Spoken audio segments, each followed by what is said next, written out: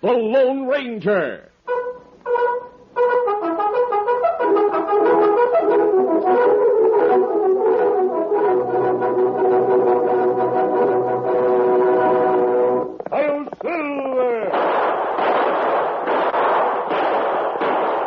A fiery horse with the speed of light, a cloud of dust, and a hearty Hi-Yo Silver, the Lone Ranger.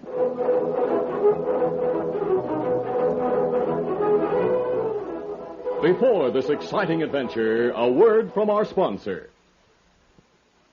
Remember way back when you were a kid growing up, you always found time to make a side trip to the little grocery store down the block.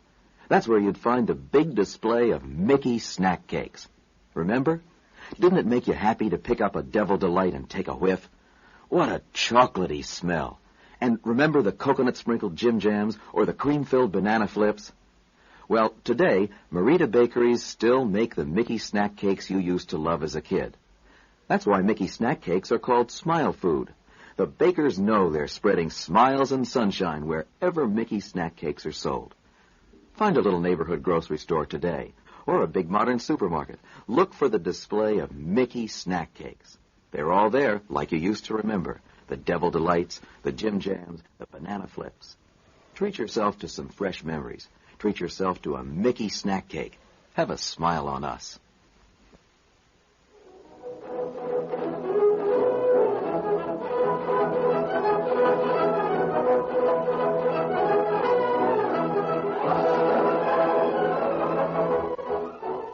With his faithful Indian companion Tonto, the daring and resourceful masked rider of the plains led the fight for law and order in the early western United States. Nowhere in the pages of history can one find a greater champion of justice. Return with us now to those thrilling days of yesteryear. From out of the past come the thundering hoofbeats of the great horse Silver. The Lone Ranger rides again. Come on, Silver.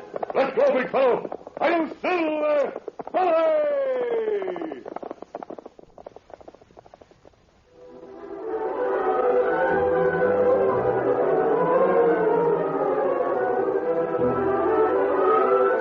Jake Carson was tough and bitter.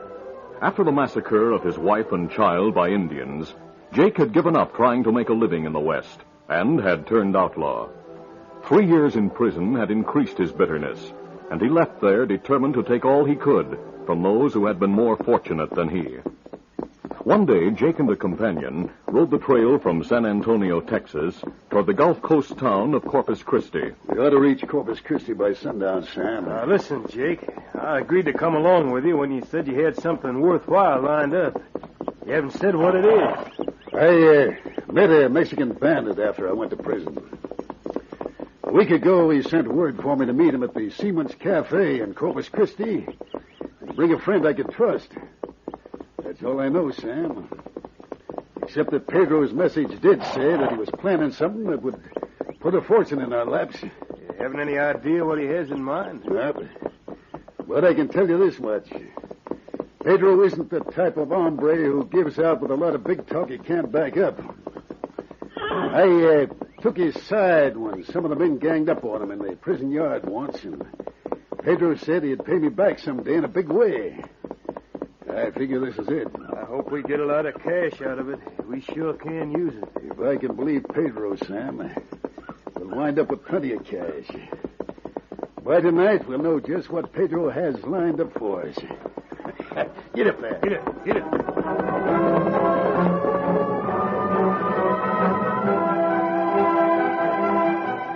That night, Jake and Sam sat at a table in the Seaman's Cafe in Corpus Christi, waiting expectantly for Pedro to arrive. Finally... Say, look, Sam. The hombre who just came in is Pedro. He's heading this way. Buenas noches, amigo. It's good to see you again, Senor Jake. Hello, Pedro. Meet my friend, Sam Parlin. Howdy, Pedro. Sit down, Pedro. We got a lot to talk about. Si, senor. Gracias.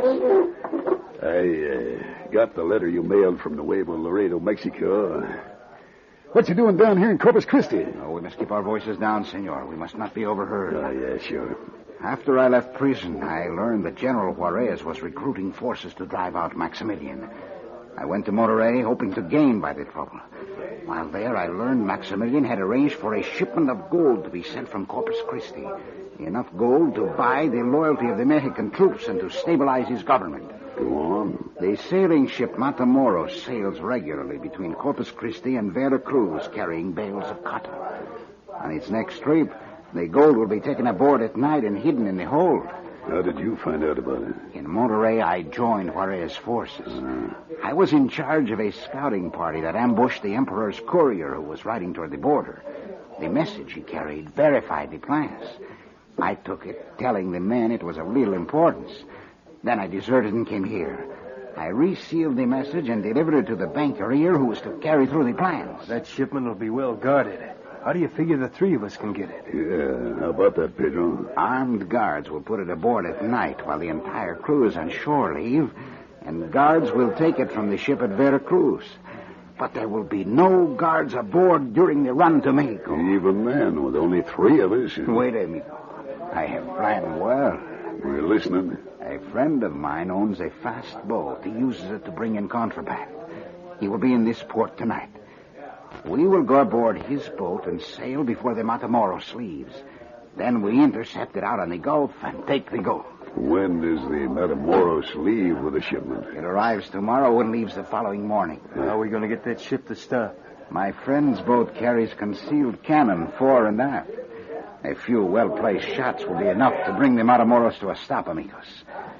My friend's crew is composed of expert gunmen who will do as they're told. Pedro, looks like you have a good proposition. Count us in. Bueno. Now, we shall have drinks to our success.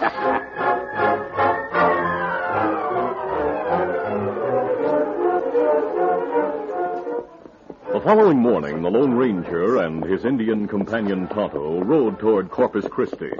Kimasabi, you not say why Governor asked you go to Corpus Christi. The government of Texas has arranged to send a large gold shipment to Maximilian by boat, Tonto. I assured the governor we'll do all we can to see that it gets through to Mexico safely. How we do that? I'll wear a disguise.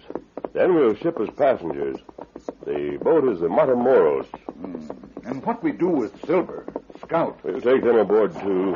Those cargo boats have facilities for carrying livestock. The governor gave me a letter of identification to present to the ship's captain. Well, we'll soon reach Corpus Christi. We'll stop in a grove near town while I change my appearance. Then I'll go see the captain. Come in, Silver. Get him up, Scout.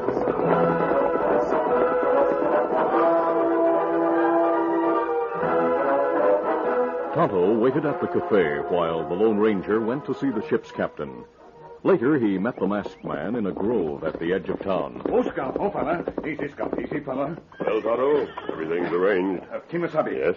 While me at cafe, me see outlaw fella named Carson who get out of prison a few weeks ago. Him sit at table with other fella. I wonder what Carson is doing down here. Of course, he's a free man now.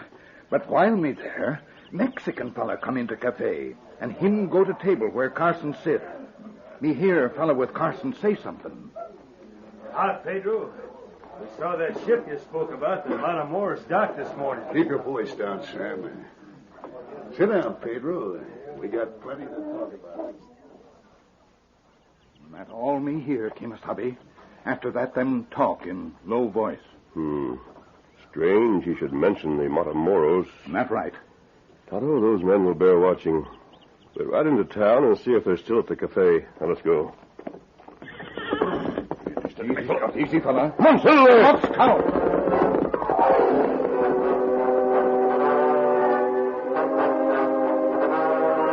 The Lone Ranger, still in disguise, returned to town with Tonto. Jake, Pedro, and Sam were still in the cafe, and the masked man and Indian managed to watch them without attracting notice. When the 3 men left the cafe, the Lone Ranger and Tonto followed them outside.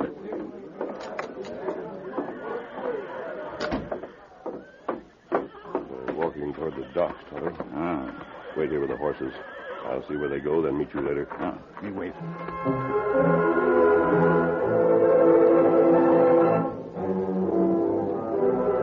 Tonto waited patiently until the Lone Ranger returned. Then, as the two men rode from town, the masked man told what he had found out. Jake Carson and his two pals went aboard a strange boat docked a short distance from the Matamoros, Tonto. I recognized the Mexican as a bandit who was sent to prison about the same time as Carson. You think them planned something? Well, the fact that you heard them mention the Matamoros causes me to suspect them of knowing about the gold shipment. And what you plan to do? I plan to learn more about that boat and the men aboard it. How you do that? After dark, I'll try to get aboard without being seen. But that's plenty risky. You'll wait in the shadows on the dock until I join you. If I'm not back within an hour, go to the sheriff and ask him to bring his men aboard. I'll give you the governor's letter to show him. If those men are plotting to get that gold, it's up to us to stop them. Come on, Silver. Get them up, Scout.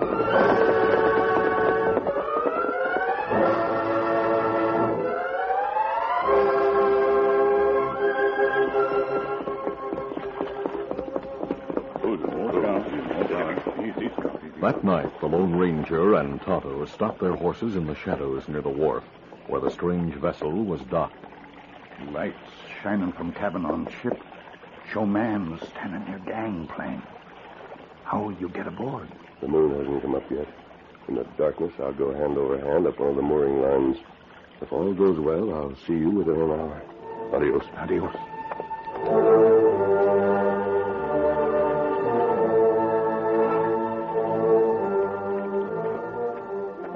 The Lone Ranger walked quietly onto the dock in the darkness. Locating a heavy rope running from the dock to the vessel, he started upward, hand over hand. I'll soon reach the deck. Finally, he reached the ship and pulled himself over the rails. The Lone Ranger stood a few moments to get his bearings, then cautiously went toward the open portholes of the captain's cabin, through which light was shining.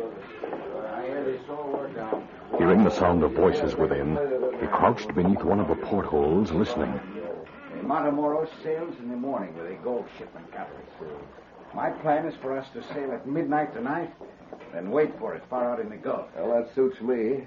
Most of the crew are ashore, but they have orders to be aboard by 11. It's 10:30 now, Captain. What have you told your crew? I promised them a bonus to help us take part of the cargo from the Matamoros.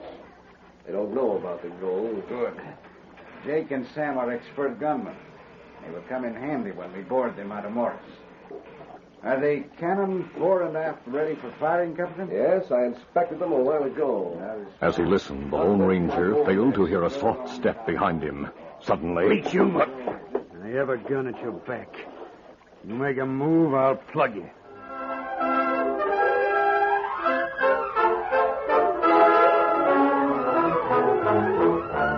We'll continue our Lone Ranger adventure in just a moment.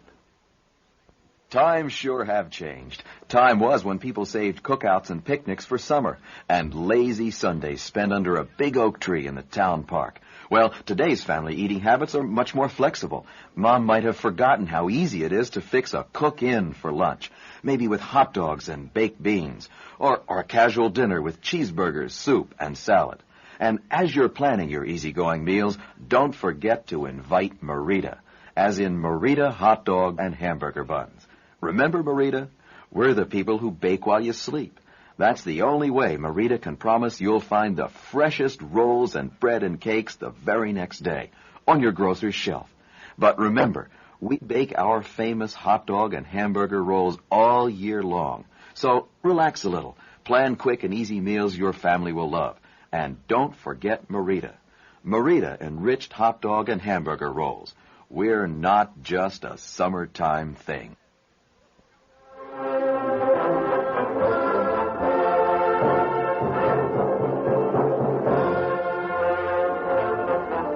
Now to continue.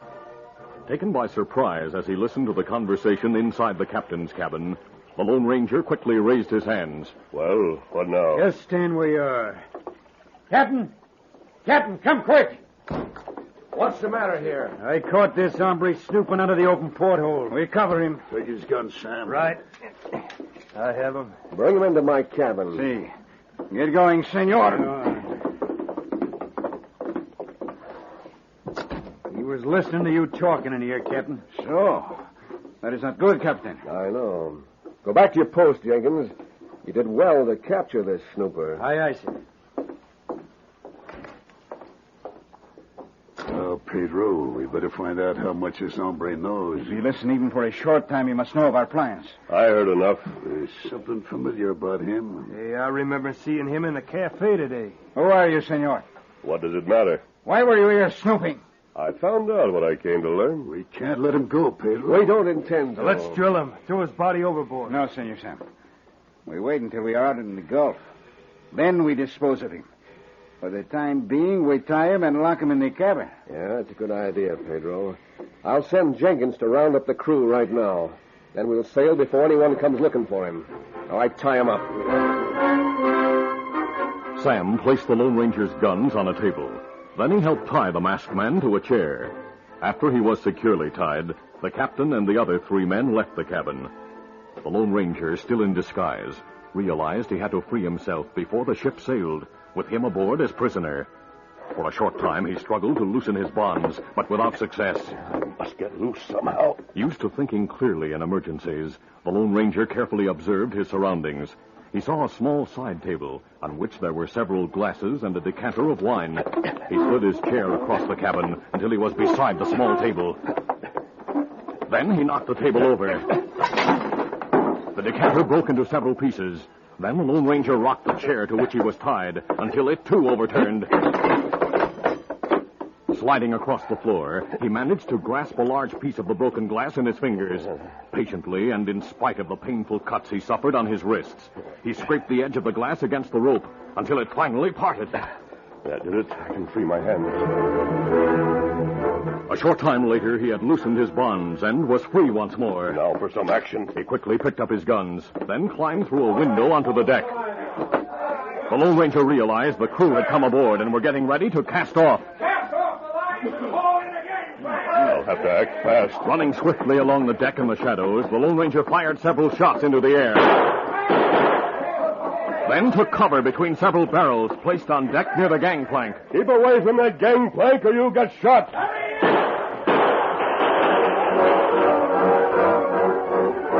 As the Lone Ranger hoped, the commotion on shipboard warned Tonto of trouble. The Indian immediately mounted and headed for the sheriff's office. Easy, Scout, easy, fella. Get him up, Scout.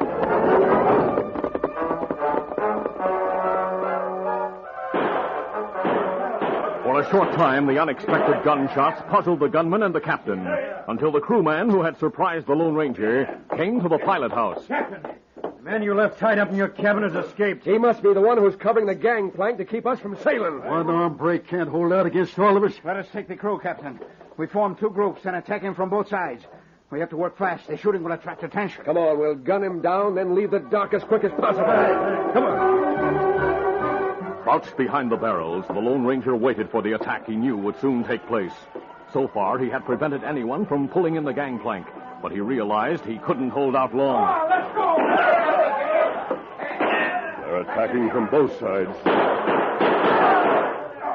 Some of the masked man's bullets found their marks, wounding a few of the crew. The others pushed closer until it seemed that he'd be overpowered by force of numbers.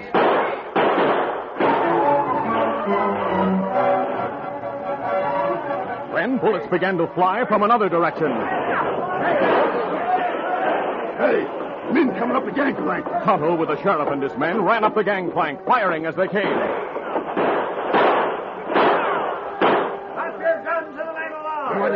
The sheriff's order had a strange effect on the ship's captain. Hold your fire, men. Hey, what's the idea, Kevin? Caramba, why do we not fight them? You fools, they have nothing on us. I'll tell the sheriff we found a stowaway aboard who was trying to wreck the ship. My men have you all covered. Drop your guns. Do as the sheriff says, men. Sheriff, I suppose the commotion aboard my ship brought you here. There's a stowaway aboard. When he was found, he started firing at my men. You can take him ashore with you. Sheriff, these men plan to waylay the Matamoros out on the Gulf to steal a certain valuable cargo. He's lying. Of course he is. Now, wait. Sheriff, there are cannons concealed fore and aft on this ship. I'll check on that. It's against maritime law for a cargo ship to carry guns. Now, some of you men investigate. Search the entire ship while you're about it. Meanwhile, the rest of us will keep these men covered. Within a short time, the searching party returned, and the deputy made a report. Sheriff, we found the cannon. What's more, we found some contraband in the hold. That settles it. We're arresting the whole lot of you. Pedro, you got us into this with your talk of stealing that gold shipment. Why thunder they're not taking me to jail? Hey, stop him! He jumped overboard. I'll get him.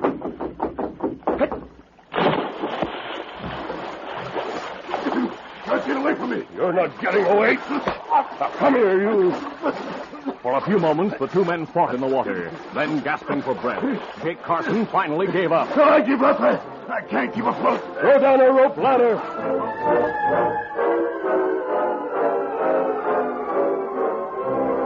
A rope ladder was lowered, and a short time later, Jake and the Lone Ranger were again on board the ship. The crooks and the crew were tied. Then the sheriff spoke. Mister, we'll charge these men with running contraband and carrying concealed cannons aboard ship, contrary to maritime law. I reckon we can't prove they intended to waylay the Matamoros, but I reckon that valuable shipment will get through without trouble. I hope so, Sheriff. I'm sure you and your men can handle these crooks and get them to jail.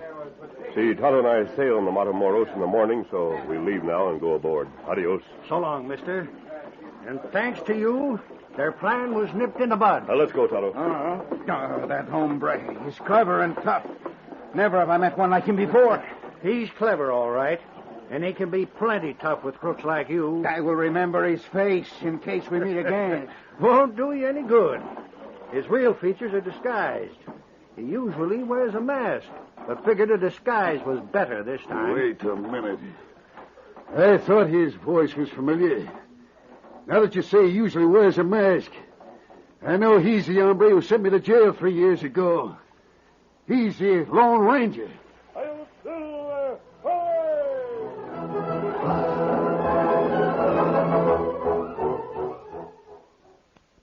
Hello there. I'd like to just take a minute to talk to you about Merita Brown and Serve rolls. As you know, Merita means all that's fresh and good that goes into and comes out of your oven.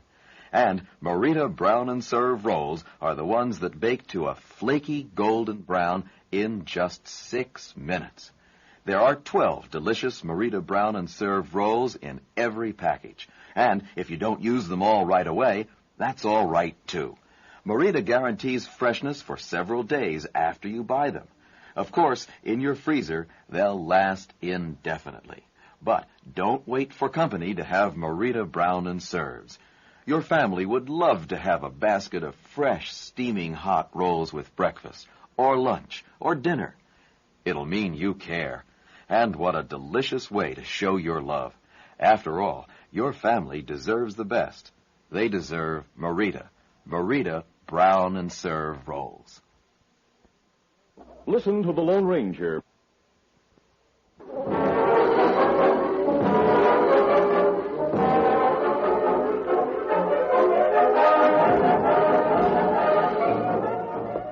It was nearly sundown in the town of Fair Play in southern Kansas when Sam Angel finished harnessing a team of bays to his new prairie schooner. And does it? They're all set to roll as soon as I corral the women folks. You talking to me or to yourself, Sam? Oh, I didn't know you were in the wagon, Em. I've been here all the afternoon. Well, where's Peg? I sent her to the general store to buy a few things I forgot to pack. Dad ratted, you women are always holding things up. We've got a long trip ahead of us. I want to reach Fort Brazos by sundown Thursday. We've got to get started. Don't talk to me about getting started, Sam. Peg and I have been sitting in this wagon waiting to start for over a week. No, that's different. I had to wait for the blacksmith to make new trace chains.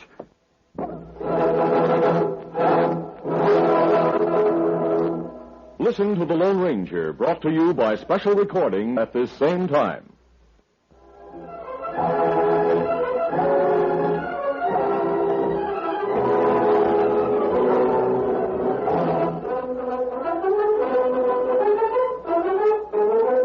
The Lone Ranger, a copyrighted feature of the Lone Ranger Incorporated, is produced by Trendle Campbell Muir Incorporated. The part of the Lone Ranger is played by Brace Beamer. Your announcer, Fred Foy.